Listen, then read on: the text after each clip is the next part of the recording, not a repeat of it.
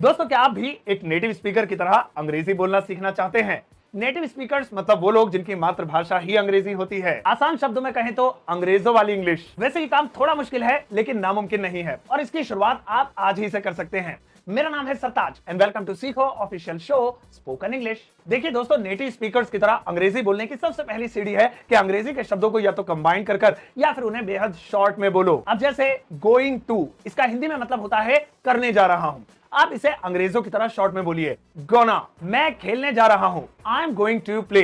लेकिन इसे native speakers कुछ ऐसे बोलते हैं, आई एम गोना प्ले, मैं आपको कुछ बताने जा रहा हूं, I am gonna tell you something. ऐसे ही दोस्तों आप लेट मी को भी शॉर्ट में बोल सकते हैं। लेट मी का मतलब होता है मुझे ये काम करने दो। आप इसे शॉर्ट में बोलिए ले में, मुझे कार चलाने दो। पहले हम ऐसे बोलते थे let me drive a car, लेकिन अब आप ऐसे बोलिए ले में ड्राइव अ कार, मुझे जाने दो। इसे ऐसे मत बोलिए लेट मी गो, बल्कि ऐसे बोलिए ले में गो। अब जरा इस मजेदार फ्रेज पर नजर मारिए, डू नॉट नो। इसका मतलब होता है नहीं जानता।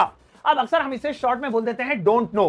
भाई इससे भी ज्यादा शॉर्ट हो सकता है। डू नॉट नो यानी डोंट नो को आप मिलाकर बोल सकते हैं नेटिव स्पीकर स्टाइल में डू नो, मुझे पतंग उड़ानी नहीं आती है। हम इंडियंस कुछ ऐसे बोलते हैं I don't know how to fly a kite, लेकिन अब आप इसे ऐसे बोलिए I don't know how to fly a kite, मुझे इस बारे में नहीं मालूम। I don't know about it, आप इसे ऐसे बोलिए I don't know about it. इसी तरह से दोस्तों आप वांट टू को शॉर्ट में वाना और वांट्स टू को शॉर्ट में वांट्स टू बोल सकते हैं। इन दोनों का हिंदी में मतलब होता है कोई काम करना चाहता हूं या चाहता है, मैं जाना चाहता हूं। आई वांट टू गो, इसकी जगह बोलिए आई वांट टू गो, वह पढ़ना चाहती है।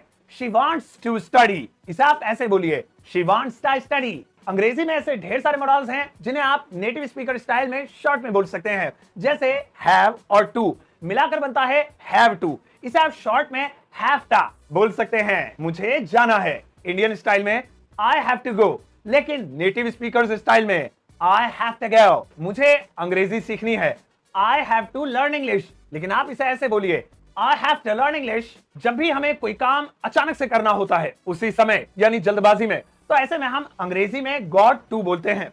लेकिन अमेरिकन, ब्रिटिशर्स यानी ये जो नेटिव स्पीकर्स होते हैं ये गॉट टू को शॉर्ट में गोटा बोलते हैं।